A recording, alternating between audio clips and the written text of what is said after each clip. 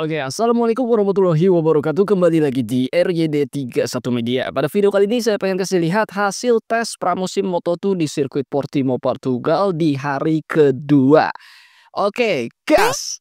Ya, kita udah bahas hasil tes hari pertama yang dimana yang tercepat pembalap asal Spanyol yaitu Manuel Gonzalez yang juga juara dunia World Supersport seperti itu juga Aldi Sata Mahendra.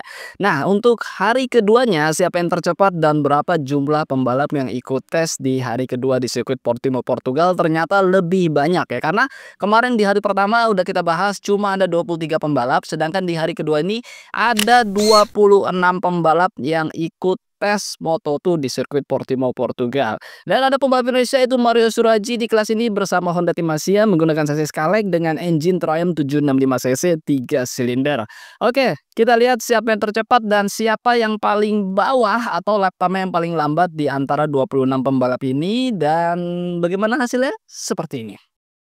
Ternyata yang tercepat di hari kedua tes Moto2 di Portimao, Portugal ini adalah pembalap asal Spanyol yaitu Aaron Canet dengan Kalek di tim Vantic Racing dengan lap time 1 menit 41 detik 191. Dan kalau kita lihat lap time ini sebenarnya sudah mengkoyak-koyak-koyakan lap time tercepat yang tercatat di Moto2 untuk sirkuit Portimao ini, karena all time lap record sendiri oleh Manuel Gonzalez dengan lap time 1 menit 41 detik 514, sedangkan tadi kita lihat Aaron Canet mencetak 1 menit 41 detik 191. Nah, jadi jauh lebih cepat ternyata seperti Moto3 yang kita lihat juga di sirkuit ini yang lap time-nya sampai 11 pembalap dan lebih itu bisa lebih cepat daripada all time lap record. Dan ternyata di hari kedua sudah ada 3 pembalap yang bisa mengkoyak-koyakan merobek all time lap record Manuel Gonzalez, walaupun ya tidak tercatat juga kan di MotoGP sendiri lap time ini, karena ketika tes pramusim itu lap time tercepat nggak akan tercatat. Yang tercatat itu hanya ketika free practice, kualifikasi, dan ketika race sendiri. Oke. Di posisi kedua ada pembalap asal Inggris yaitu Jack Dixon dengan chassis Bosco Suro, dan di posisi ketiga ada Manuel Gonzalez dengan chassis Kalek, dan di posisi 4 pembalap asal Brazil itu Diogo Moreira.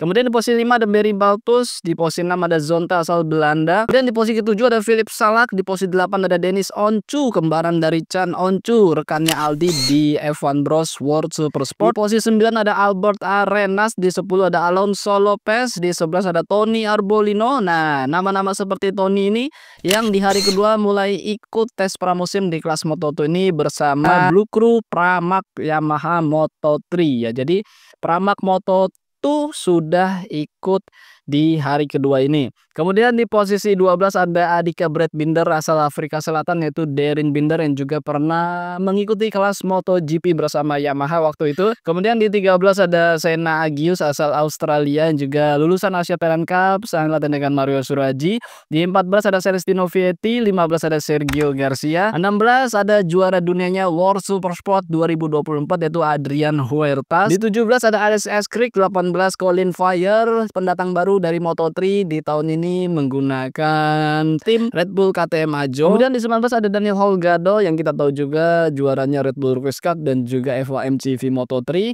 20 Mario Suryo Aji, pembalap Indonesia di Idemitsu Honda Tim Asia menggunakan chassis Kalek.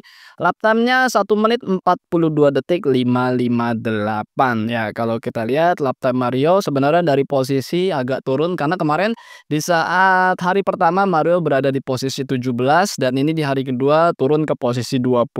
Ya, it's okay lah, ini pasti masih banyak banget PR dari Mario Surajii untuk mencari setup terbaiknya. Bagaimana bisa meramu motor racikan dari Honda Tim Asia dengan chassis Kalek ini, bagaimana yang nyaman buat dia dan bisa konsisten secara lap time, itu sih yang paling penting. Dan dia bisa mungkin ya kalau kita sering kita utarakan di konten RYD ini adalah race pace ya kan, race pace ya, mungkin dia hanya mencari race pace, tidak mencari lap time tercepat kita nggak tahu juga. Kemudian di posisi 21 ada Jorge Navarro yang balik lagi ke kelas Moto2. 22 ada Ayumu Sasaki, pembalap asal Jepang juga lulusan Asia Talent Cup dan juga Red Bull Rookies Cup.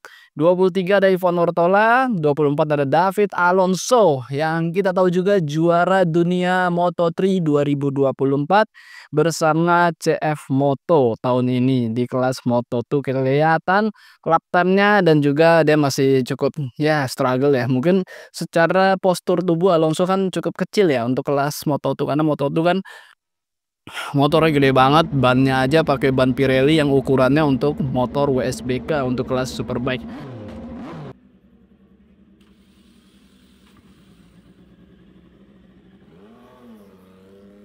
Di bawahnya ada Izan Guevara yang tadi kita bahas kan, Blue Crew Pramac Moto2 sudah mulai ikut di hari kedua ini, dan Izan Guevara juga kita tahu yaitu juara dunia Moto3 2021. Kemudian 26 Yuki Kuni, rekan dari Mario Aji asal Jepang, juaranya Asia Superbike di kejuaraan Asia Road Racing Championship 2024 ya. Jadi seperti ini. Dan sepertinya cukup ini ya antara Sasis Kalek dan juga Bosco Suro. Kalau kita berbicara Moto2 artinya persaingan dua sasis yang cukup besar antara Kalek dan Bosco Suro. Jadi terlihat cukup head to head ya antara mereka berdua ini, karena pabrikan dari Bosco Suro dan Kalek dengan tim-timnya mereka bisa saling mengisi di antara posisi teratas. Jadi tidak terlalu mendominasi siapa yang cukup bisa mencetak lap time tercepat. Oke.